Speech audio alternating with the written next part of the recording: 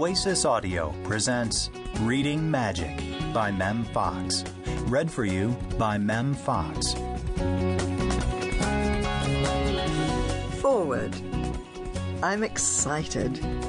Since Reading Magic was first published in 2001, reading aloud to young children has taken off in ways I'd never dreamt possible. Rather than being viewed as a mildly pleasant educational activity, it feels now as if the entire world is in a frenzy about reading aloud for a variety of reasons. The mood has changed, attitudes have altered, even the perceived benefits have expanded, especially in the realm of brain development. Reading aloud is a buzz phrase around Australia and internationally. Everyone's excited, not just me. In the last few years, I've listened to or worked with many people who are passionate about spreading the read aloud message from their own standpoint. Pediatricians, speech pathologists, child psychologists, social workers, librarians, economists, childcare workers, bookstore owners, politicians, teachers and researchers, carers, media personalities, parents, and other passionate individuals.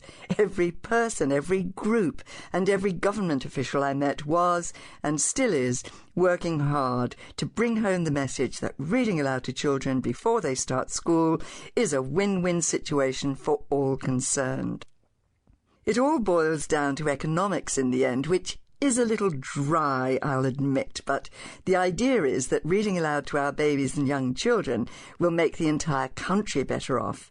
Governments now realise that by providing attention, time and funds to promoting early literacy, less of their budgets later will need to be spent on illiteracy, crime, depression, unemployment and welfare benefits. The cost-effectiveness of reading aloud to the very young is phenomenal, and governments love that kind of read-aloud news. It stands to reason that if we're able to raise happier, brighter children by reading aloud to them, the well-being of the entire country will ramp up a notch. Children who realise in their first few weeks and months of life that listening to stories is the purest heaven, who understand that books are filled with delights, facts, fun and food for thought, who fall in love with their parents and their parents with them while stories are being shared, and who read aloud for 10 minutes a day in their first 5 years, usually learn to read quickly, happily and easily. And a whole lot of goodness follows for the entire community. Great news, isn't it? No wonder I can't contain myself. Since Reading Magic was first published, 2 topics in particular have consistently grabbed headlines: phonics and boys and reading. Both are of huge concern to parents.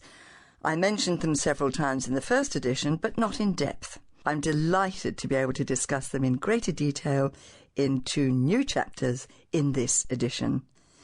I've also included for the first time a list of 20 classics that babies, young children, and you will adore. Now let's get on and change the world, 1 page at a time. Chapter 1. The Footbook Miracle. In 1975, our daughter Chloe came home from school in a state of excitement and said, "I can read." She was 4 years old and had been at school for 2 weeks. We smiled indulgently, as parents do when they think their child is cute. Read? She had to be joking. She ran to her room and came back with the Footbook by Dr. Seuss, one of her favourites at the time, and read it to us word for word, with expression. We were beside ourselves. But could she really read? We'd read that book to her so many times we thought she might have memorised it. We hesitated, not wanting to dampen her wild enthusiasm, then bravely opened the book at random to see if she could read a page by itself, without reciting the whole book by rote from the beginning.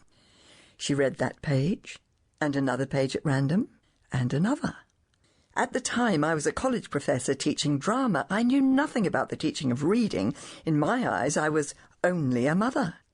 I rushed to Chloe's school the next morning and told her teacher what had happened. "What did you do?" I asked agog. "What method did you use?"